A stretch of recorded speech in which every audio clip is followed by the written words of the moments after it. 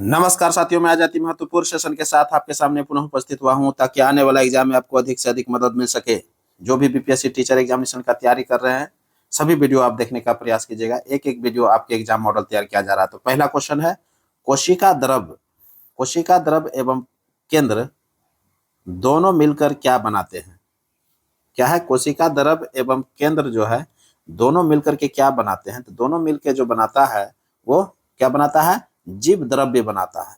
क्या बनाता है? जीव द्रव्य। ऑप्शन ए हो जाएगा। तो कोशिका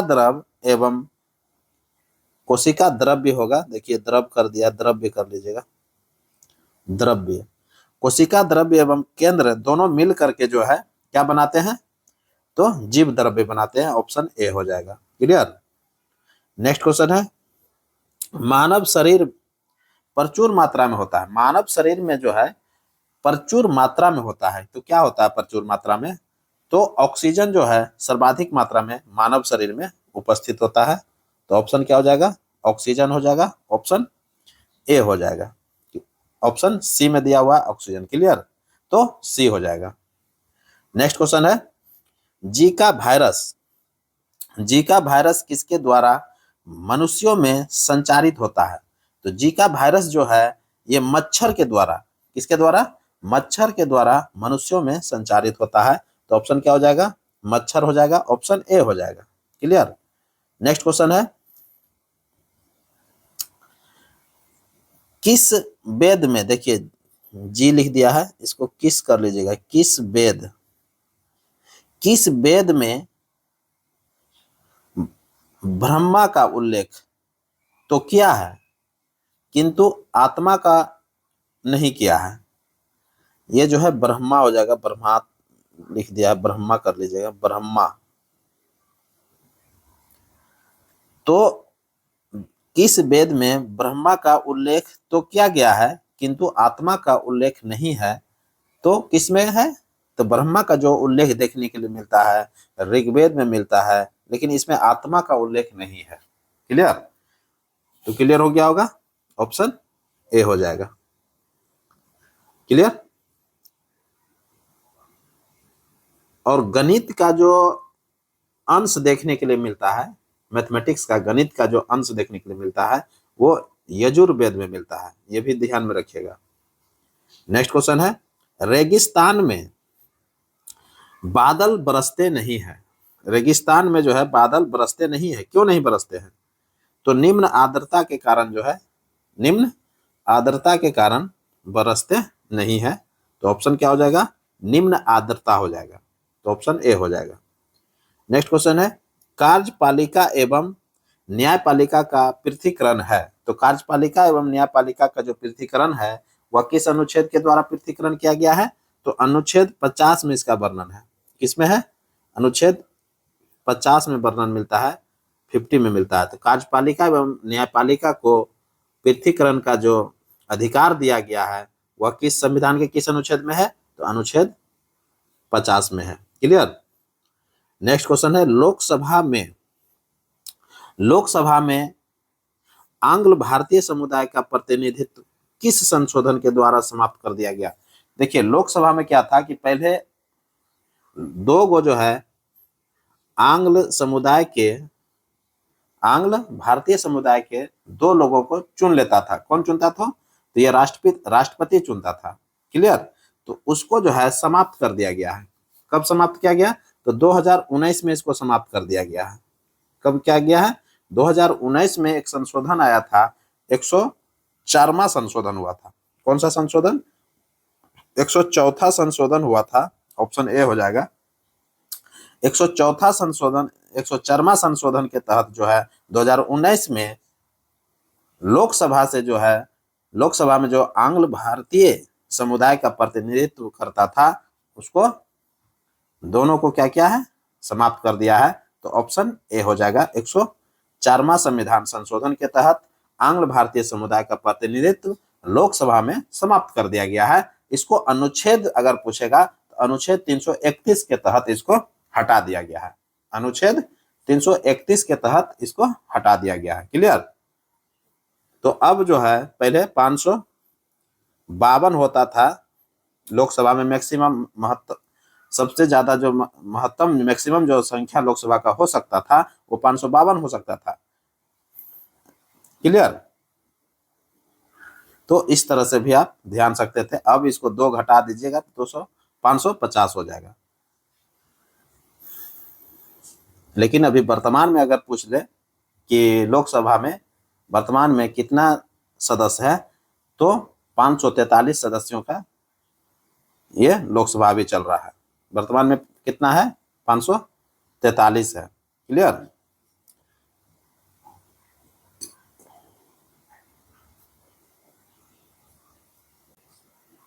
तो नेक्स्ट क्वेश्चन की ओर बढ़ जाते हैं।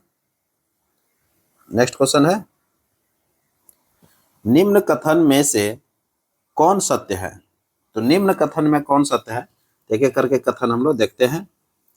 पहला कथन है, नगर पालिका का गठन अनुच्छेद 243 के थो में है।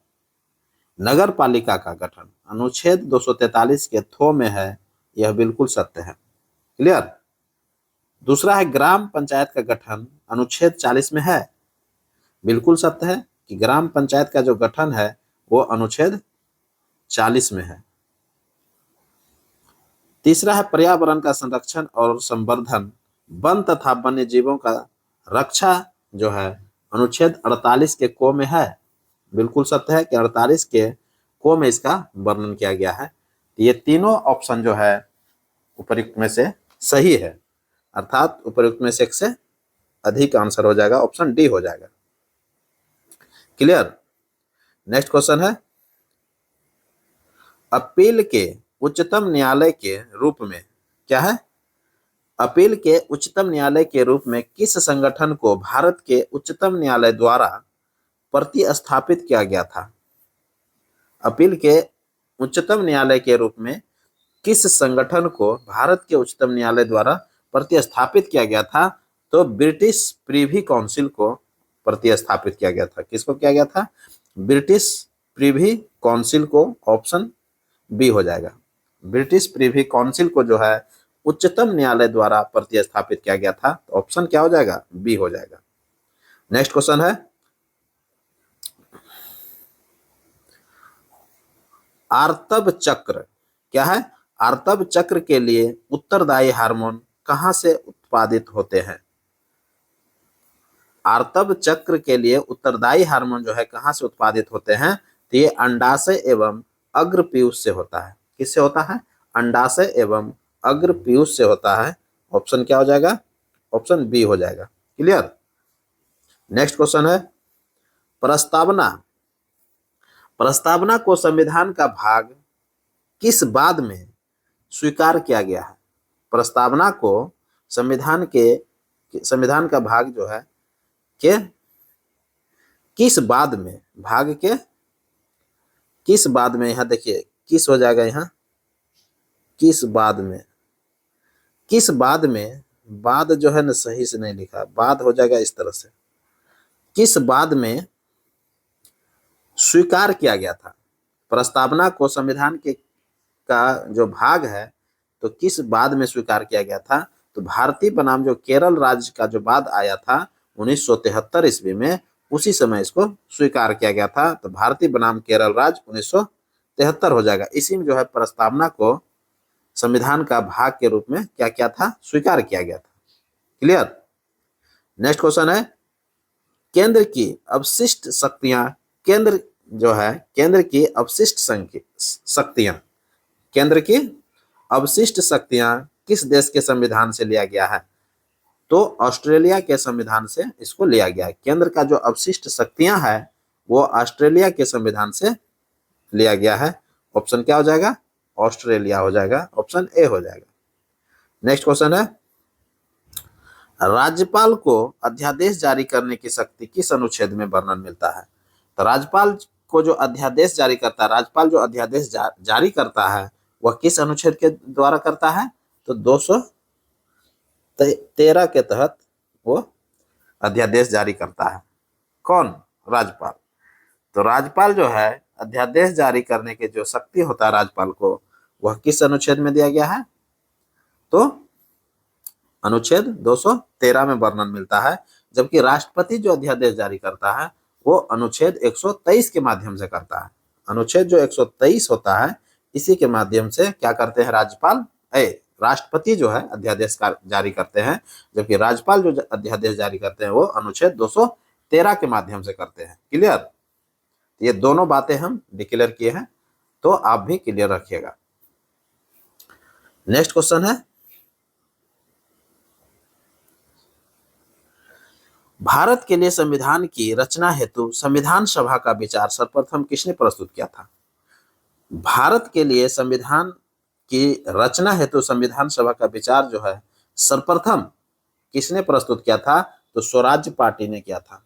किसने किया था? स्वराज्य पार्टी ने किया था, और 1934 ईस्वी में किया था। स्वराज्य पार्टी ने 1934 ईस्वी में भारत के लिए संविधान की रचना हेतु संविधान सभा का विचार सर्वप्रथम रखा था। क्लियर हो गया होगा? तो स्वराज्य पार्टी का जो गठन हुआ था कब हुआ था? तो स्वराज्य पार्टी का जो गठन हुआ था वो कब हुआ था? 1923 ईस्वी में हुआ था। क्लियर हो गया? नेक्स्ट क्वेश्चन है,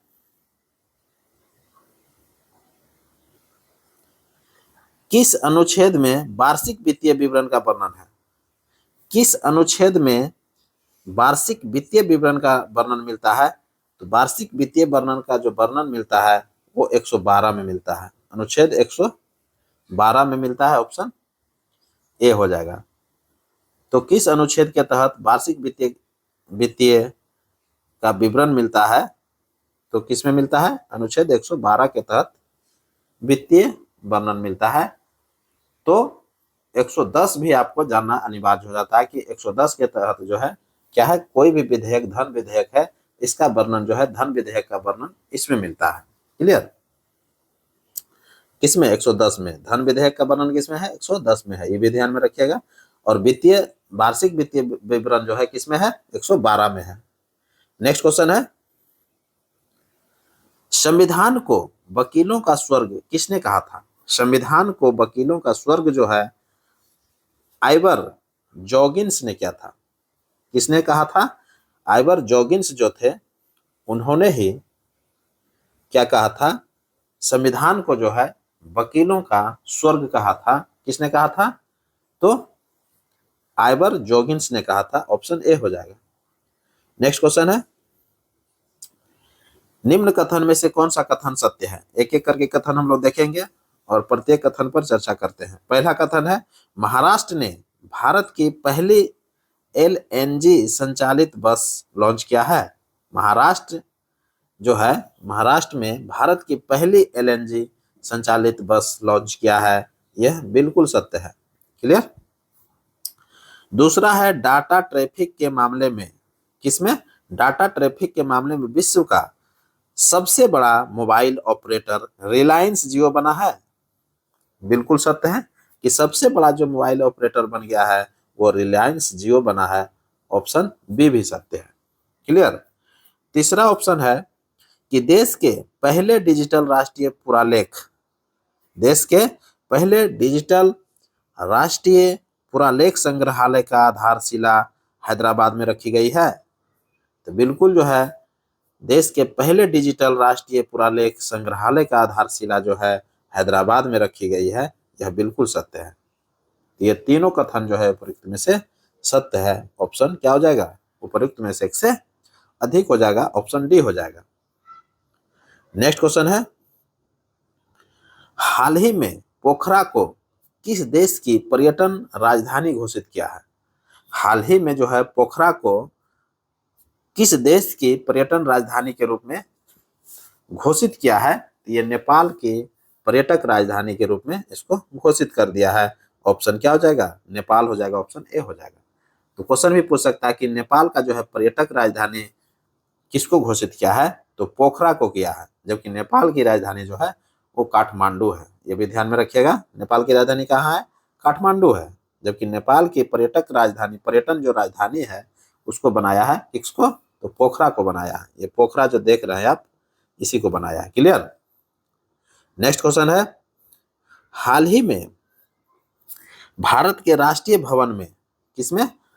हाल ही में भारत के राष्ट्रीय भवन में स्थित दरबार हॉल का नाम बदलकर क्या रखा है? हाल ही में भारत के राष्ट्रपति भवन में क्या किया है? स्थित जो दरबार हॉल थे उसका नाम बदल दिया गया है, उसको गणतंत्र मंडप कर दिया गया है। क्या क्या है? गणतंत्र मंडप नाम रखा है, ऑप्शन ए हो जाएगा। तो हाल ही में भारत के राष्ट्रपति भवन जो थे उस और राष्ट्रपति भवन में जो स्थित दरबार हॉल था उसका नाम बदल करके गणतंत्र मंडप कर दिया गया है, ऑप्शन ए हो जाएगा। क्लियर? नेक्स्ट क्वेश्चन है, संविधान के किस भाग को भारत का मैग्ना कार्टा कहते हैं? संविधान का वह कौन सा भाग है जिसको भारत का मैग्ना कार्टा कहते हैं? तो भाग 3 को कहते हैं। किसको कहते हैं? भाग 3 को जो है भारत का मैग्ना कार्टा कहा जाता है। ऑप्शन क्या हो जाएगा? ऑप्शन ए हो जाएगा। क्लियर? नेक्स्ट क्वेश्चन है, हाल ही में भारत का पहला आयुर्वेदिक कैफे, देखिए फेके लिख दिया है, इसको कैफे लिख देना है। हाल ही में भारत का पहला आयुर्वेदिक कैफे है ये।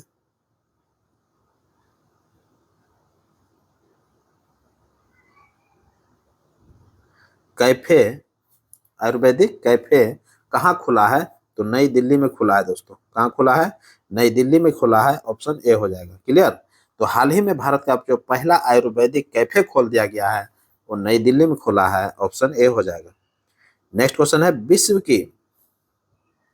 विश्व की पहली वैदिक घड़ी विक्रमादित्य का उद्घाटन कहाँ किया गया है? विश्व की पहली वैदिक घड़ी विक्रमादित्य का जो उद्घाटन किया गया है वो उज्जैन में किया गया है। कहाँ किया गया है? उज्जैन में किया गया है, ऑप्शन ए हो जाएगा। क्लियर? नेक्स्ट क्वेश्चन है, हाल ही में भारत का पहला ड्राइवरलेस मेट्रो ट्रेन की शुरुआत कहाँ हुआ है? बहुत इंपॉर्टेंट क्वेश्चन। हाल ही में भारत का पहला ड्राइवरलेस मेट्रो ट्रेन की शुरुआत जो है बेंगलुरु में हो गया है दोस्तों, ऑप्शन ए हो जाएगा। क्लियर? नेक्स्ट क्वेश्चन है, भारत के सबसे ऊंची सुरंग के रूप में किसे मान्यता मिली है? भारत के सबसे ऊंची सुरंग के रूप में किसे मान्यता मिली है? तो सेला टनल को मिला है। किसको मिला है?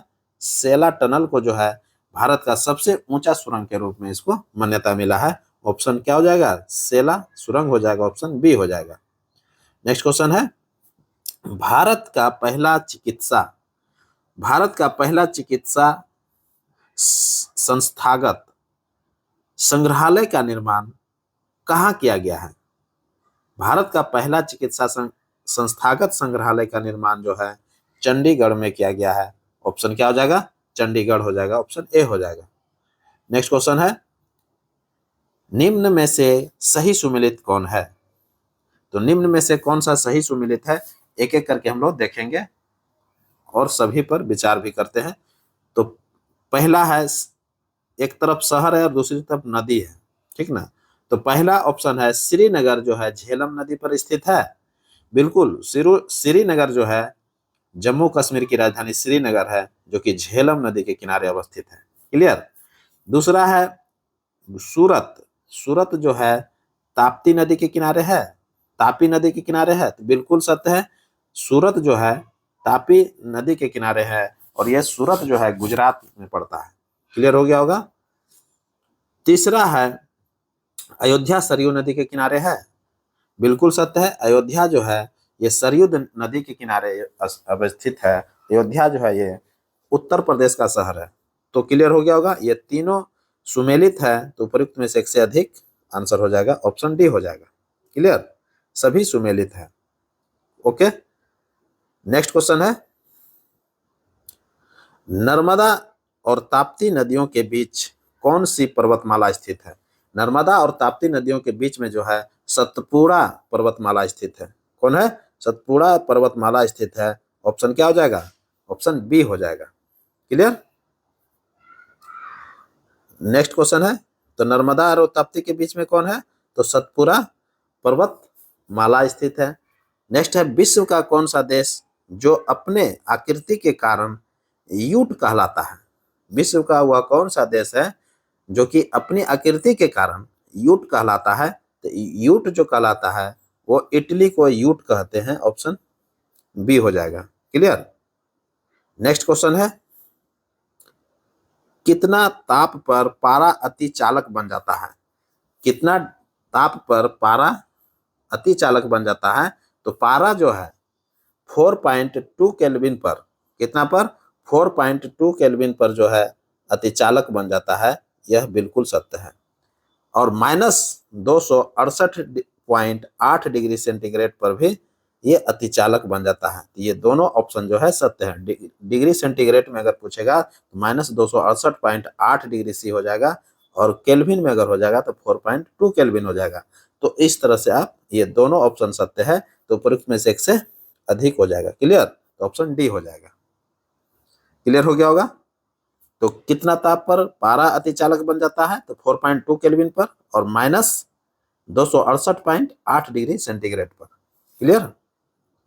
नेक्स्ट क्वेश्चन है, भारत में अंतरिक्ष आयोग की स्थापना कब की गई थी? भारत में अंतरिक्ष आयोग की स्थापना जो है 1973 ईस्वी में हुआ था। कब हुआ था? भारत में अंतरिक्ष आयोग की स्थापना 1973 ईस्वी में हुआ था, ऑप्शन ए हो जाएगा। नेक्स्ट क्वेश्चन है, किस सिख गुरु ने सिखों को लड़ाकू जाति में परिवर्तित किया? लड़ाकू जाति में परिवर्तित किया और सिखों को लड़ने को प्रेरित किया। तो सिखों को जो लड़ने का प्रेरित किया था वो हरगोविंद सिंह ने किया था, ऑप्शन क्या हो जाएगा? ऑप्शन बी हो जाएगा। क्लियर। नेक्स्ट क्वेश्चन है, कौन सा मछली मच्छर का नाश करती है? वह कौन सा मछली है जो कि मच्छर का नाश करती है? तो गैबूसिया है। कौन है? गैबूसिया जो मछली है, ये मच्छर को क्या करती है? नाश करती है। तो ऑप्शन सी हो जाएगा, गैबूसिया। मच्छरों को नियंत्रित करने वाले कीट भक्षी मछली है ये जो मछली है गैबूसिया, ये क्या है? मच्छरों को नियंत्रित करने वाले कीटभक्षी मछली है ये। क्लियर। तो ऑप्शन सी हो जाएगा। बहुत इंपॉर्टेंट था। इसी के साथ अब हमको इजाजत दीजिए। मैं पुनः एक नए वीडियो के साथ आपके सामने उपस्थित होऊंगा। तब तक के लिए पढ़िए और नेक्स्ट वीडियो का इंतजार कीजिए। नमस्कार। जय हिंद।